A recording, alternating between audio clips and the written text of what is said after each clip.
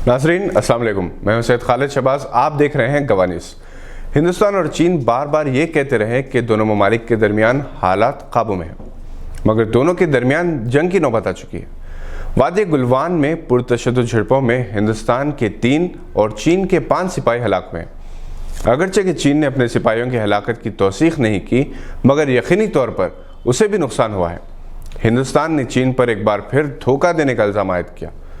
वैसे भी चीन पर भरोसा करना अक्लमंदी नहीं है, क्योंकि 1962 में इसने हिंदी चीनी भाई भाई का नारा लगाकर अचानक हमला किया और हिंदुस्तानी इलाकों पर कब्जा कर लिया।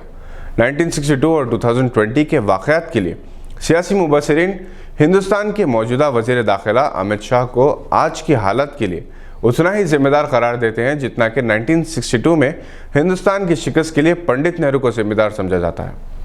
1962 में पंडित नेहरू ने अपनी तकरीर में कहा था कि इन्होंने अपनी फ़ौज से कहा है कि वो चीनी सिपाहियों को हिंदुस्तानी इलाके से निकाल दें।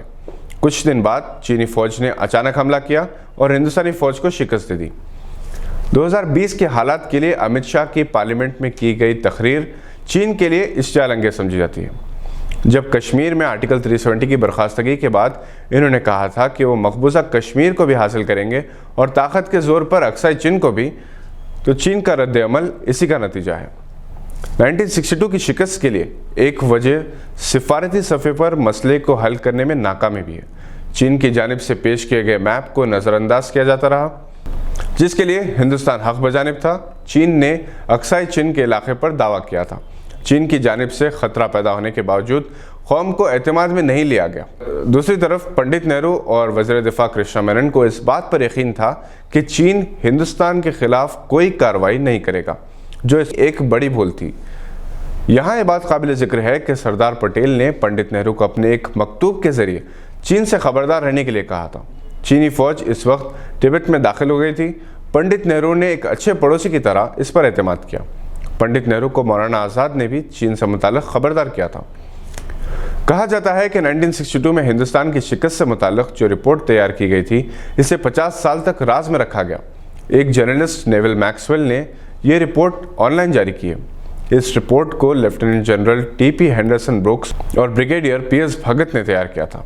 इनसे कहा गया था कि वो उन गलतियों और कोताहियों का जायज़ा ले जो जंग का सबब बनी। इस रिपोर्ट के मुताबिक पंडित नेहरू और कृष्णा मेनन के दरमियान लफ्ज़ी झड़प भी हुई थी। 58 बरस बाद चीन ने एक बार फिर अपनी इसी जारियत का इयादा किया, जिसके लिए मौजूदा हुकूमत की कश्मीर पॉलिसी को जिम्मेदार ठहरा जाता है। हालिया अरसे के दौरान हिंदुस्तान के मौसमी नक्शे में मकबूजा कश्मीर के इलाके भी शामिल किए गए, जिनमें से एक पर चीन का कब्जा है। दूसरी तरफ नेपाल भी अपना हक जताता है। चीन का रद्दअमल इसी की बुनियाद बताया जाता है और नेपाल ने भी अपने नक्शे को पार्लियामेंट में मंजूरी दी है, जिसमें हिंदुस्तानी इलाके शामिल हैं। एक ऐसे वक्त जब कोरोना वायरस पैंडेमिक से हमारी माशत तबाह हो चुकी है, हम जंग का बोझ बर्दाश्त करने के काबिल नहीं हैं। दूसरी तरफ चीन को दूसरे पड़ोसी मुल्क पाकिस्तान के अलावा रूस और नेपाल की भी हिमायत हासिल है। हिंदुस्तानी फ़ौज चीनी फ़ौज के मुकाबले में तादाद में कमज़ोर ज़रूर है, मगर मुकाबले की सूरत में ये इससे कम नहीं।